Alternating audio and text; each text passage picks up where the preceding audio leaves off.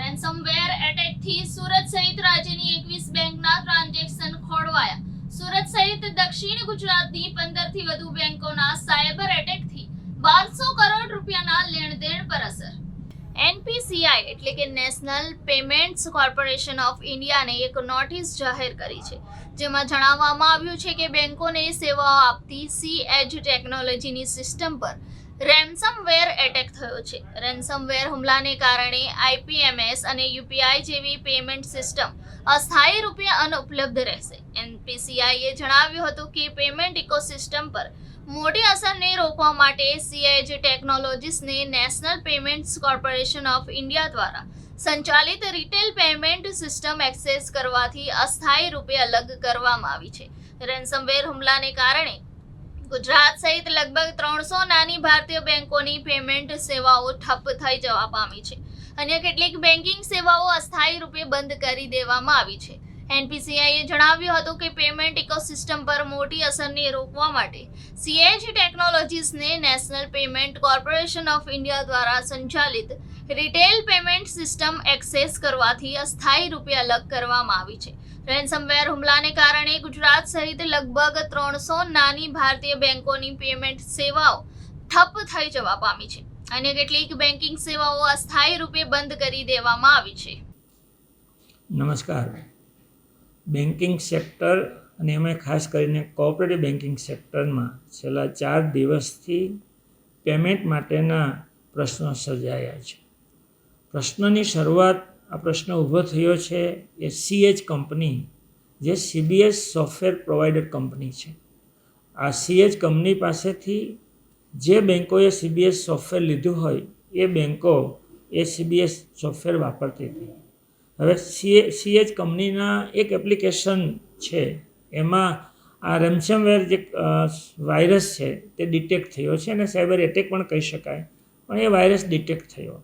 એટલે તાત્કાલિક સુરક્ષા માટે સલામતીના પગલાં રૂપે જે સીબીએસ સોફ્ટવેર સીએચ કંપનીનું વાપરે છે એ બેંકના ડિજિટલ પેમેન્ટ એનપીસીઆઈએ સ્ટોપ કરેલા કે થોભો આ બધું સબ સલામત આવી જાય ત્યાર પછી તમારા ડિજિટલ પેમેન્ટને આપણે આગળ વધારીશું.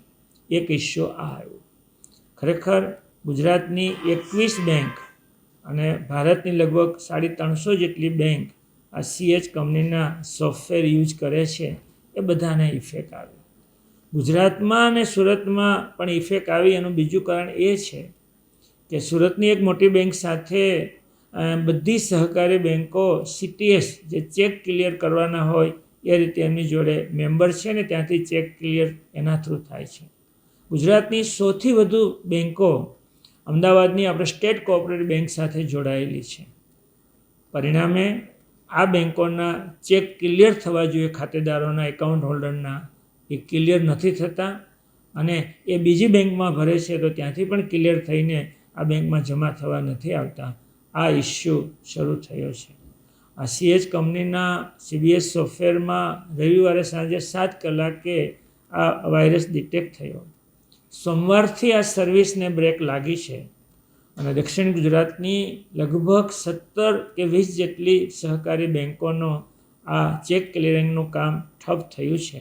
આ 4 દિવસના અંદાજે 1000થી 1200 કરોડનું ક્લિયરિંગ ચેકનું અત્યારે સ્ટોપ છે.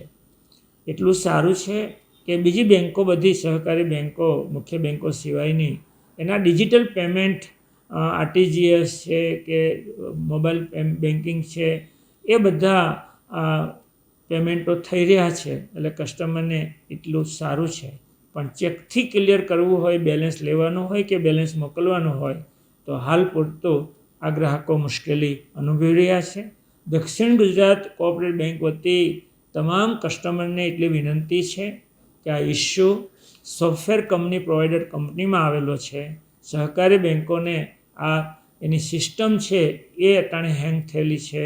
તો મિત્રો સહકાર આપજો અને થોડા જ દિવસોમાં, એકાદ દિવસમાં આ બધું સોલ્વ થશે અને ફરી રાબેતા મુજબ સર્વિસ બેંકોની મળતી થઈ જશે.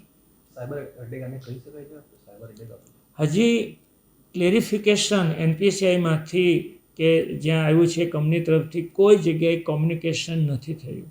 માત્ર આ વાયરસ ડિટેક્ટ થયો છે એવું કોમ્યુનિકેશન અમારા સુધી થયેલું છે.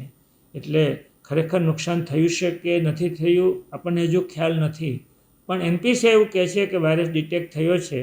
થોડા સમય ફોરેન્સિક ઓડિટ પૂરું થાય અને બીજી કોઈ ભયસ્થાન નહીં હોય તો સર્વિસ રાબેતા મુજબ કરવામાં આવશે.